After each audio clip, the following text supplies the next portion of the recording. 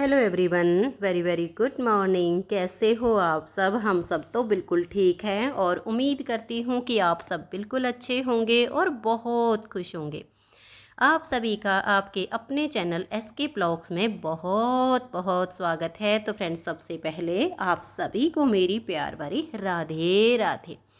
आप सभी के लिए अपने श्यामा श्याम के श्री चरणों में प्रार्थना करती हूँ कि प्रभु आप सभी को अच्छा स्वास्थ्य दे, आप सभी की सारी मनोकामनाएं पूरी करे और आप सभी के घरों में ढेर सारी खुशियाँ आए।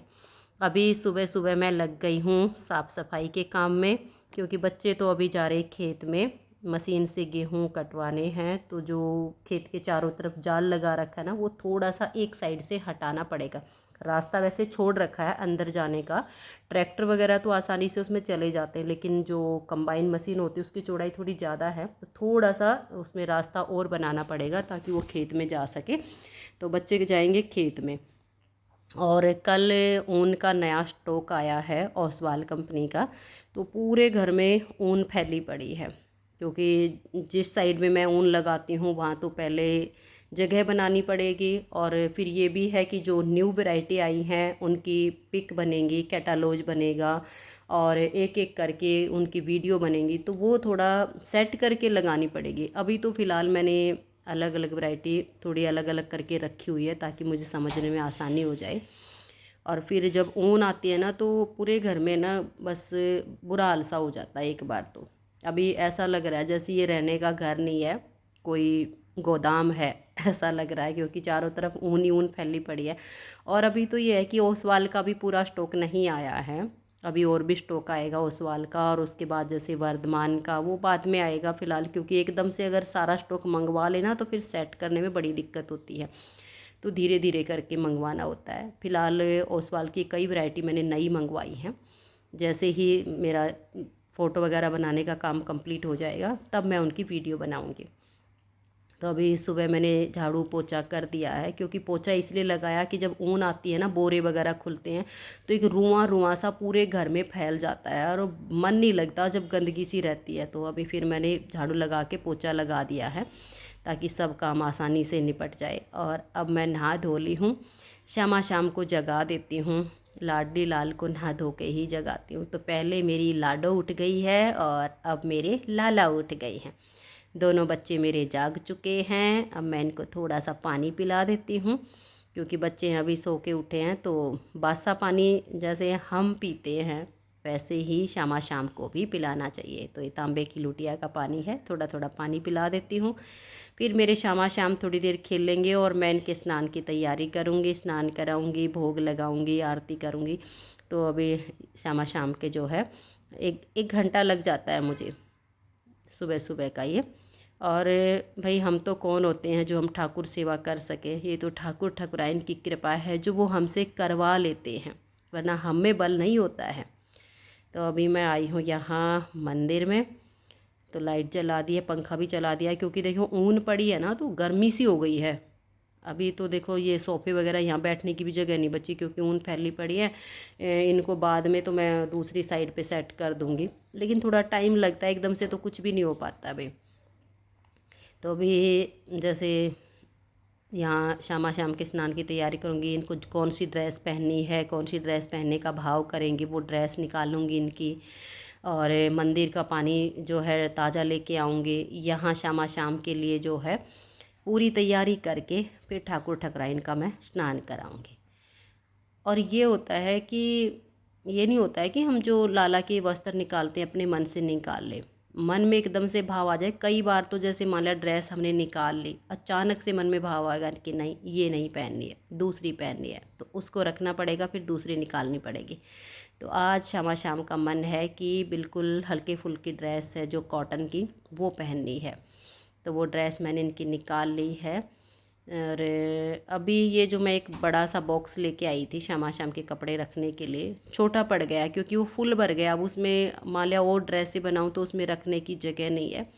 कभी दिल्ली गई तो वहाँ से एक इतना ही बड़ा बॉक्स और लेके आऊँगी, जिसमें श्यामा शाम की कॉटन की ड्रेसें और बनेंगी, वो आ जाएंगी।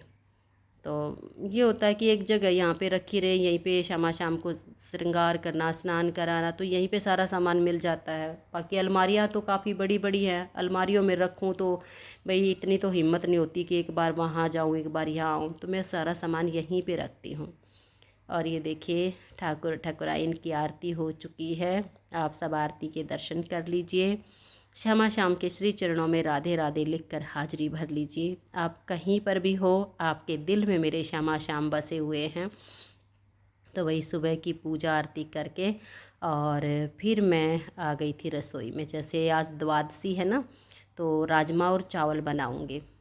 कभी कभी खीर भी बना देती हूँ, लेकिन फिर गर्मी का मौसम, आजकल तो दूध की वैसे शॉर्टेज होती है, बड़ी मुश्किल से काम चलाओ, वही 4 kg दूध मिल पाता है। थोड़ा बहुत फालतू मिले तो खीर बन पाए, 4 kg में तो घर का ही काम मुश्किल से चलता है। तो मैंने एक चूल्हे पर चावल बनने के लिए रख दिए हैं और यहाँ पर मैं राजमा में तड़का लगा देती हूँ। आलू और राजमा मैंने सुबह पहले बॉईल कर दिए थे, पोछा लगाने झाड़ू लगाने से पहले, क्योंकि फिर इसमें टाइम लगता है। तो अब सिर्फ ये है कि तड़का लगाना है, तड़का लगा देती हूँ।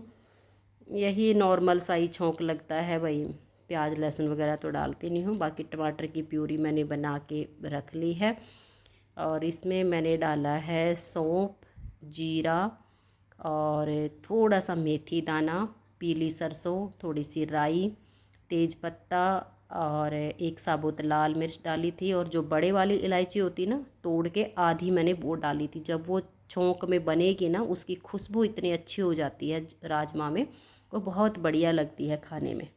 तो बना देती हूँ। और अब तो ये है कि चावल तो लगभग बनने ही वाले हैं। चावल बनाने हो ना तो सुबह का काम बड़ा जल्दी निपट जाता है, इसीलिए मैं सुबह सुबह झाड़ू पोछे में लग गई थी कि रोटी तो बनानी नहीं है, चावल बनेंगे तो बस इधर मैं राजमा में छौंक लगा दूंगी, इधर एक चूल्हे पर चावल तैयार हो जाएंगे, तो काम निपट जाएगा जल्दी। रोटी बनानी होती है तो उसमें भाई थोड़ी एक्स्ट्रा काम बढ़ता है, टाइम भी लगता है उसमें। तो ये बस मिनटों का काम होता है चावल वगैरह बनाने का, तो ये जल्दी निपट जाता है। तो चावल मेरे बन गई हैं, राजमा भी बन गई है। अब स्लेफ वगैरह की मैं साफ़ सफाई निपटा देती हूँ, क्योंकि मुझे ना थोड़ा सा भी कुछ गिरा हो ना स्लेब पे बिल्कुल अच्छा नहीं लगता, पता नहीं कितनी बार पोंछना पड़ता है। और अब मैं शाम शाम को भोग लगाऊंगी, बाकी सबकी भी थाली तैयार कर जिसको खाना होगा, क्योंकि अभी इतना टाइम तो हुआ नहीं है। टाइम है ये लगभग 9:30 पौने 10 का, और बच्चे खाना खाते हैं ज़्यादातर 11 साढ़े 11 बजे। बाकी उनकी मर्ज़ी, जो कोई खाएगा उनके लिए परोस दूंगी। बाकी सासू माँ की थाली तो लगती ही लगती है, वो तो जल्दी खाती है, तो उनकी थाली लगा दूंगी, शाम शाम की लगा दूंगी। ठाकुर ठाकुराइन को भोग लगा दूंगी भाई, क्योंकि आज द्वादशी है। बहुत से तो ये होता है कि पारण का जो समय होता है उसी टाइम पे भोजन बना के भोग लगा देते हैं, पर पता नहीं क्यों मेरे शाम शाम इतनी जल्दी नहीं खाते हैं। उस टाइम पे मैं दूध वगैरह या जो भी मतलब चीज़ें होती हैं ना, उनका भोग लगा के और पारण करती हूँ उस टाइम पे। फिर बाकी जो खाना है वो तो थोड़ा लेट ही बनता है।